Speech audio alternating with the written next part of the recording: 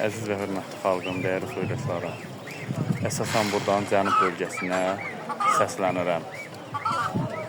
Çöl xoruzları və kəkli quşları, təbiətə məxsus olan heyvanları, quşları ov etmək. Əsasən ovçulara buradan səslənirəm. Bax, fikir verin, 30 ildə orada çöl xoruzu sadı yox idi.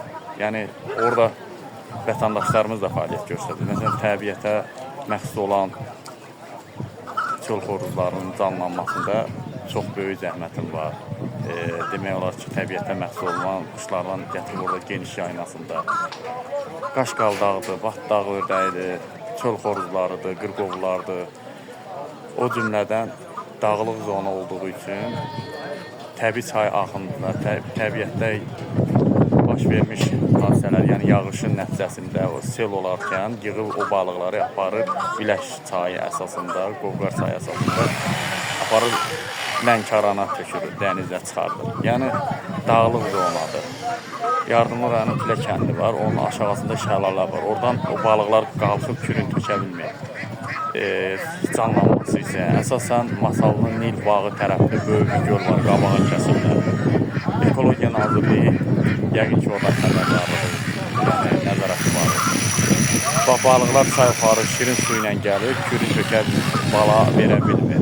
O cümlədən çaylarda o balığın artırmasında çox əziyyət çəkmişəm. Yəni, Masallı şəhərindən, əsasən Lənkərandan gətirirlər, verirlər dənizdən. Necə gəlir, nə təriyyəli ona qarışdırır. Amma xırda balıqları, canlı balıqları aparıb o təbiət məxsus təbii çaylarda o balıqları mən sayını artırmışam. Bilirsiniz, sel gələndə yığıb aparır kütləvi şəklində, qalmır. Gəlin, təbiətimizi sevək. Əgər təbiəti sevərsinizsə, dünya ekologiyası sevmiş olursunuz, dünya insanlığına qiymət vermiş olursunuz.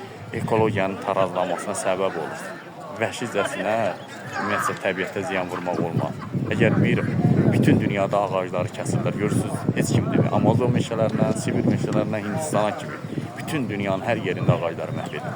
Ağaclar məhv olduğu dünyada quraqlanma gedir, zəlzələlər olur, təbii fəlakətlərin sürəti çoxalır. Belə deyək, qloballaşma, istiləşmənin sürəti artır. Mən sizdən artıq dərəcədə xahiş edirəm yenə. Bax, o boyda, yəni səhətimdən bağlı, isti, ürək ağrısı ilə, min bir əziyyətlə gəlib çıxıram. Bax, burada bu çöpürlərdən alıb, aparıb orada buraxmaq üçün toxumu, yumurtasını görürsünüz.